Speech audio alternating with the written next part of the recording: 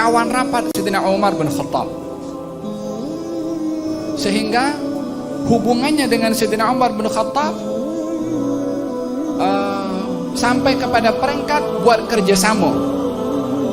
Kalau hari ini Umar bin Khattab mendengar majlis ilmu bersama dengan Rasulullah, Uthman bin Malik pergi cari kerja. Esok giliran Uthman bin Malik mendengarkan, Sayyidina Umar pergi kerja. Lepas itu mereka tukar apa yang ilmu yang mereka dapat daripada Rasulullah diceritakan. Kalau giliran Sayyidina Umar yang hadir, Uthman bin Malik balik kerja, diceritakan apa didengar daripada Rasulullah. Kalau giliran Uthman bin Malik yang hadir, Sayyidina Umar pergi kerja, bila mana balik diberitahukan apa yang didengar daripada Rasulullah.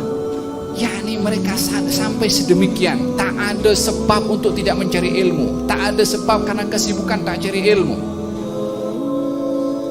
sampai tukar shift untuk bekerja dan akan dikongsi sama ilmunya dan manfaat rezeki yang didapat, demi untuk tidak mahu terlepas peluang mendapatkan ilmu daripada Nabi Muhammad SAW.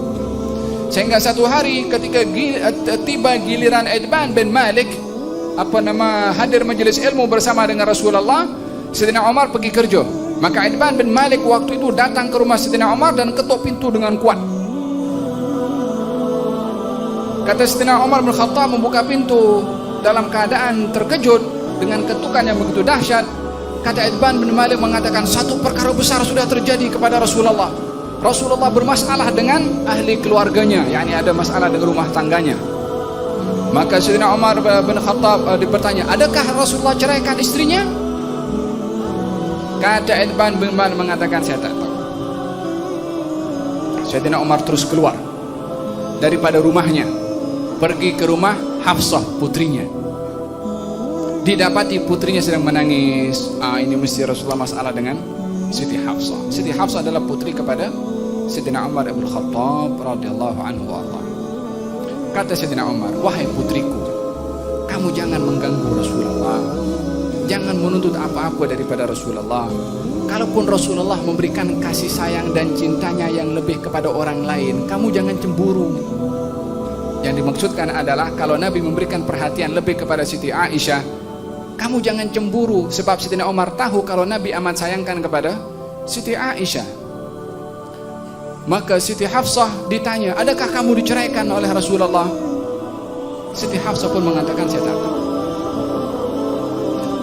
Makin gelisah Sayyidina Umar bin Khattab, dia pergi ke rumah Rasulullah.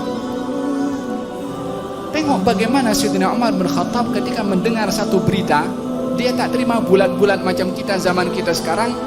Terima saja SMS, WhatsApp, terus forward kepada 100 grup, hantar terus. Ambillah ibrah daripada Sayyidina Umar sikit. Hidup di zaman Nabi SAW, jumpa dengan orangnya. Kita terima tak tahu siapa yang hantar, Allahu a'lam. Kot mungkin syarikat yang hantar, Allahu a'lam bagaimana dihantar juga. So kita termasuk daripada membantu menyebarkan maklumat yang tidak jelas.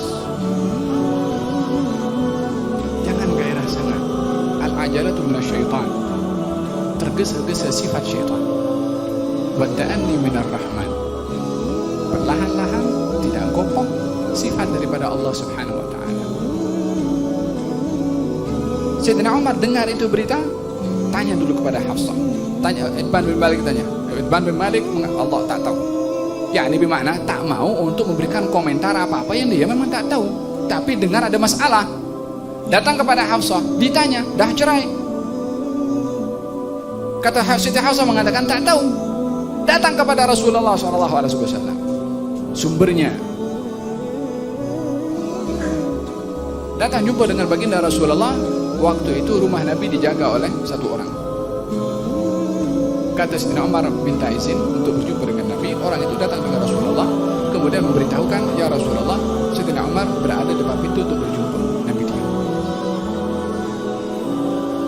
Orang itu pun tak berani mengulang balik, sebab dia dah tahu Nabi dengar apa yang disampaikan oleh penjaga itu.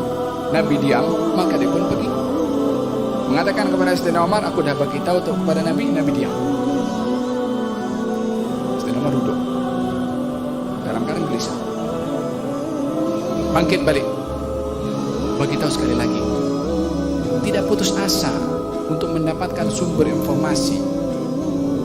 Bukan fudul, bukan nak campur tangan dalam benda yang dia tak terlibat. Tidak, nak memastikan berita supaya tidak ada perkara yang diekspos di tengah-tengah masyarakat tanpa ada kebenarannya. Nak memastikan berita itu benar atau tidak. Dan tengok nanti apa kata Sayyidina Umar setelah mendengarkan berita itu. Duduk. Kali yang kedua datang kepada pengawal penjaga rumah Nabi, bagi tahu Umar bin Khattab nak jumpa. Orang itu pun balik, bagi tahu kepada Rasulullah. Umar bin Khattab depan pintu. Nabi diam. Keluar balik orang itu bagi tahu. Aku dah bagi tahu, Nabi diam. Makin gelisah Sayyidina Umar. Duduk sekejap, lepas itu bangkit balik. Bagi tahu Umar bin Khattab nak jumpa. 3 kali orang itu bagi tahu kepada Nabi, Nabi diam. Orang itu pun bagi tahu kepada Sayyidina Umar, aku dah bagi tahu kepada Nabi, Nabi diam. Maka Sayyidina Umar pergi. Ketika Sayyidina Umar pergi, pembantu itu dipanggil oleh Rasulullah, saya panggil Sayyidina Umar. Dan didapati Nabi berbaring di sebuah halaman rumahnya.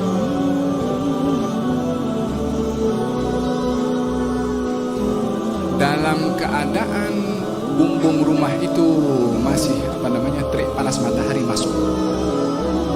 Dan beliau berbaring tanpa beralaskan baju, yang tak ada baju.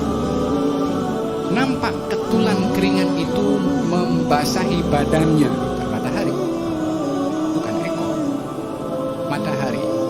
Dan itu tidur di tanah Nabi SAW. Tak ada karpet. Aku melihat beliau dalam keadaan sedih. Maka ketika bangkit, nampak Rasulullah Sayyidina Umar masuk.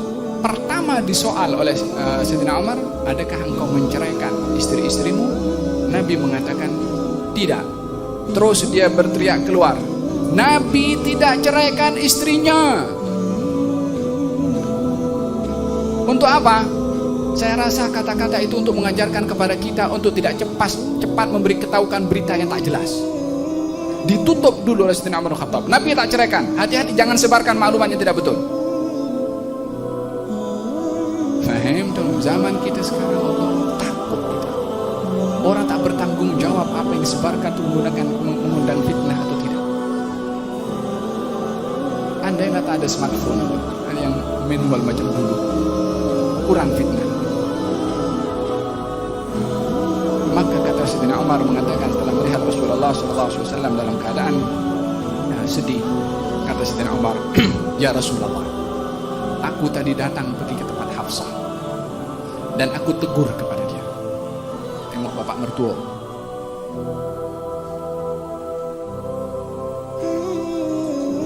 Menegur kepada Hafsah. Aku bilang, aku bagi tahu kepada dia, jangan menuntut apa-apa daripada Rasulullah. Kalau Rasulullah memberikan kasih sayang yang lebih kepada orang lain, yang dimaksudkan Siti Aisyah, kamu jangan cemburu. Maka Nabi tersenyum. Sayyidina Umar seronok tengok Nabi tersenyum, dan ini adalah bahagian yang diinginkan oleh Sayyidina Umar untuk menghibur kepada Rasulullah SAW. Kemudian kata Sayyidina Umar pula, nampak Nabi tersenyum, ditambahkan lagi oleh Sayyidina Umar kata-kata yang membuat Nabi tersenyum. Ya Rasulullah, kami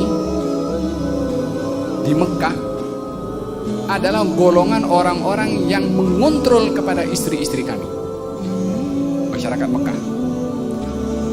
Tapi ketika kami berhijrah, kami dapati kaum yang dikontrol oleh perempuan, yakni laki-laki di Madinah banyak dikawal oleh perempuan. Maka perempuan-perempuan kami di Mekah yang berhijrah bersama kami ke Madinah belajar dengan orang perempuan Ansar yang mengontrol kepada suaminya, sehingga perempuan-perempuan Mekah ini dah mula berani lawan kepada kepada suaminya. Maka Nabi semakin tersenyum. Bukan nak hiburan disampaikan oleh Sayyidina Umar. Yang ketiga, Sayyidina Umar mengatakan, ya Rasulullah, engkau tidur, yakni Nabi kan waktu itu tidur tanpa beralas dan nampak ketulan keringat Nabi SAW Kisra dan Kaisar tidur di tempat-tempat yang sedap dan selesa, engkau adalah Rasulullah, tidur di tempat ini engkau lebih layak untuk mendapatkan yang lebih nikmat berbandingkan mereka. Berubah Nabi. Yang tadi oke masih, tapi dalam masalah prinsip mengukur sesuatu dengan keduniaan, di sini Nabi menegur. Ya Umar, adakah dalam hal ini masih akan dipertikaikan juga masalah keduniaan, mencari keselesaan dalam hal keduniaan? Tidakkah kamu mahu untuk mereka raja-raja itu di dunia adalah untuk mereka mendapatkan di dunia, tapi bagi kami nanti di akhirat? Diingatkan oleh Nabi tentang bagaimana kenikmatan sebenar di negeri sedang bermasalah.